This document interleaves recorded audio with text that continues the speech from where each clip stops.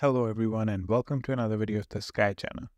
Now in this video, I am going to be sharing certain strategies on how you can maximize the chances of doing well in your jungle and hopefully win the jungle. Keep in mind that in this video, I am going to be talking from the perspective of the red camp. I'll make another video with the perspective of the blue camp, so in case you want to watch both, just to be prepared, I think that might be a good idea. Also note that I am considering the changes that are going to be applied starting the next jungle. So this isn't particularly about our current beta jungle, but rather for future jungles. But before we get started, I want to give a big thank you to Aptoide for sponsoring this video. We have a new promo code SKY6, so make sure that you do use it since you can get extra bonuses. For those of you who don't know, using Aptoide allows you to get 10 to 35% bonuses on in-game purchases. We also have Aptoide bonus days where you can get additional bonus from that minimum. So on the 5% bonus day, your minimum becomes 15% bonus, assuming you're using our promo code. And on the 10% bonus day, your minimum becomes 20%, assuming you're using our promo code. If you're interested, please check out the video I've shared in the description below and also join our Discord if you're interested in knowing more. Okay, back to the video. So from the perspective of the red camp, you have a very interesting starting spot, right? You have all of these easily accessible, high bonus, high level structures that you can get from the get-go. You also have free teleport in your initial clash zone. You have free teleport in the tree zone. And you have free teleport in the unoccupied clash zone. And by free, I mean that you can actually teleport anywhere for free. Now, this may not sound that exciting, but if you think about it, when there's wars going on, march time makes a huge difference. And if you can teleport for free, you can actually recall your troops much faster. So think about how fast you can do rallies if you have free teleport. You also have the ability to teleport in your allies' clash zone, right? So you can teleport there. It's just not completely free. So it does cost you one advanced teleport, but your own clash zone or an unoccupied clash zone, you can teleport for free. The other thing is that you do have all of these structures in an extremely congested area. Look at the area of the tree. It's pretty thin, right? But look at the initial areas of the blue camp. They are extremely spread out and really far away. So for you, you have to spend much fewer towers to get a lot more buffs. This means that before any war starts, before the level 7 tunnels unlock, you have already captured a lot of these different structures and you will definitely have a much larger buff than the blue camp. I actually shared in a previous video the differences, and there were very large differences in buffs that we had versus the blue camp in a 2 versus 3. And that was roughly 130% attack, about 50% defense, and 40% health. That's a lot, and that's purely from the structures. So given that as a red team, I can expect you to have much larger buffs when the tunnels unlock. Keep in mind though, unfortunately, the blue camp will have the ability to travel further and in multiple directions compared to you, because in the next jungle, it will cost you 4,000 clay to build each tower, and it will also cost the blue camp 4,000 clay to build each tower outside the initial zones. That means that if it's a 2 versus 3, you'll be able to build 24 towers outside of your initial zones, but the blue camp will be able to build 36 towers outside the initial zones. What this means is that the blue camp will be able to capture structures faster than you will be able to outside of the initial areas because, well, they can travel further. And not to mention, they do have access points in many different locations because they might be spread out like they were in our jungle. Okay, so what that means for the red camp is that you want to maximize battles early on, because if you keep on delaying it, the blue camp will keep getting stronger, right? You can't capture buffs at the same rate that the blue camp can. And the other thing is that there is a maximum buff that you can collect, but that is the same maximum as the blue camp. So as you keep waiting, there's a chance that both you and the blue camp potentially reach the maximum buffs. In that case, the advantage that you have in the start, right when the tunnel is unlocked, does no longer exist. So remember, you're going to start strong. And for the red camp, it is important for you to keep that momentum up, maximize the fights in the beginning if possible, and use that to your advantage. Don't just sit around in your clash zones waiting for the blue camp to capture more and more buffs. Try to engage them in the beginning of the jungle and try to make them run out of resources, make them run out of speed ups, because in the beginning you do have a major advantage and you should utilize that. The other thing that I would recommend is that instead of going for the unoccupied structures, which can give your team first rewards, go for the structures that the blue camp has occupied. And there's a reason for that.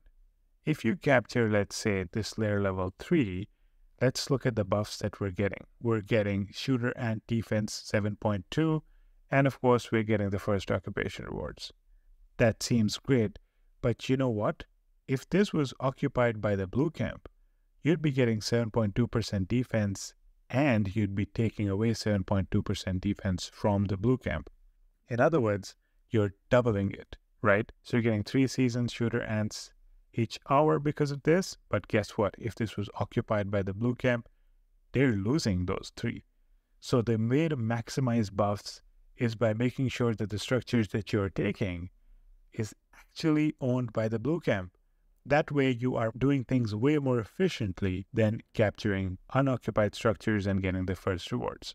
Unoccupied structures should not be the priority. The priority should be occupied structures, because you want to keep taking away the buffs from the blue camp, wasting their clay, wasting all the stuff that they actually invested in reaching that point, and of course, taking away their buffs and getting buffs for yourself. This is extremely critical because remember, in the beginning, you have the advantage. You want to push that advantage as far as you can. And the way to push it is by making sure that the blue camp isn't actually able to get buffs very fast. You make sure that you keep reducing their buffs, but keep getting buffs for yourself. So that is something that is extremely important for you to consider. Another thing for you to really focus on is that you will have access to more nodes than the blue camp can get. And that is why you have to focus on making sure that you maximize your honor so that you get more and more fungi so that you can last longer in battle. So try to maximize the number of people who get 40,000 honor in your camp. And the reason why I mentioned 40,000 is because look at the major jump. 0 to 20,000 is a major jump. 20,000 to 40,000 is a major jump. And after that, the jumps are much smaller. So getting to these milestones is critical for your success. So prioritize getting nodes and upgrading them when possible so that you're able to achieve these honor milestones and get a lot more fungi. And of course, since you want to focus on fighting early, you should maximize your honor as fast as possible so that in the first war, you should have 40,000 honor ideally. And then you last extremely long, and possibly the blue camp would be stuck at 20,000 honor. And keep in mind, the blue camp has less fungi to begin with. These are the red camp numbers, which is 25% higher than the blue camp. So you already have a little bit of advantage. You want to maximize that advantage, and you can do that by getting 40,000 honor as fast as possible. And being in the red camp, it is possible for you to do so because you have access to more nodes. So while we are on that topic, you might say that it's difficult to get to 40,000 for a large number of players. That is actually not the case, and I will tell you a little secret that you may never have known about. And that is, once you get to 40,000 honor, you unlock this accumulation speed of fungi, and you actually unlock this accumulation limit of fungi. And guess what happens if you drop from 40,000 to 0 honor? You don't go back. You're not going back to the 1 million accumulation speed, and you're not going back to the 48 million accumulation limit. You're going to stay up here no matter how low your honor gets. Does that teach you a little bit of a trick that you can use? I hope it does. And the trick is, once some people from your alliance or your camp have reached 40,000 honor, they can offer their high-level nodes to other members and help them get 40,000 honor as well. In the end, the players can return the nodes to the people who offered it to them, and nobody gets harmed. I mean, not a lot, but the amount of benefit that you're going to get definitely makes up for the hours of seasoned soldier ants that you didn't accumulate, because you're helping your camp and your alliance get much more players with a lot of healing fungi. So definitely use this trick. It will take you very far. Imagine having 30 players that have already crossed 40,000 honor. That can actually be very, very helpful, especially when you're fighting early on. Finally, as a red camp, I would probably recommend not going into the blue camp's initial area because they do have much higher buffs. Of course, this is completely dependent on your current situation. If you are completely over the blue camp and extremely stronger than the blue camp, you could test it out, but always keep a certain buffer. In case things switch around, you want to make sure that you're able to defend your clash area and the tree, because the victory depends on the tree of abundance. So do not get overconfident and start invading the initial areas without having certain thresholds of fungi, speed ups, and resources that you're saving for emergencies. That is extremely important for you to keep in mind, because you want to make sure that you are securing the tree, because the tree is the thing that's going to help you get victory. And one more thing that I actually forgot, and I was about to end the video too soon, but you want to try to get enhanced seasoned soldier ants. And that is very important because number one, they are stronger than non-enhanced seasoned soldier ants, and number two, they are cheaper to heal as compared to seasoned soldier ants. So what I do is I get just enough to have 3 full rows of seasoned soldier ants. And I always use my pro unit anyway, so essentially it helps because I have enhanced seasoned soldier ants where I'm actually using them. So I use the enhanced ones, they get injured, I heal them, and then I send them out to battle again. So this makes you stronger, but also helps you save more healing fungi. And we're already talking about keeping a lot of healing fungi because that is something that'll help you win the wars. Okay, so that's all that I had for this video from the perspective of the red camp. A few tips that you should keep in mind so that you can perform better. I hope this video was helpful for you. Thank you so much for watching. If you liked the video, please like, please subscribe to the channel. Leave some comments below if you have some additional tips that I may not have covered. And of course, join our Discord channel if you would prefer to have longer discussions.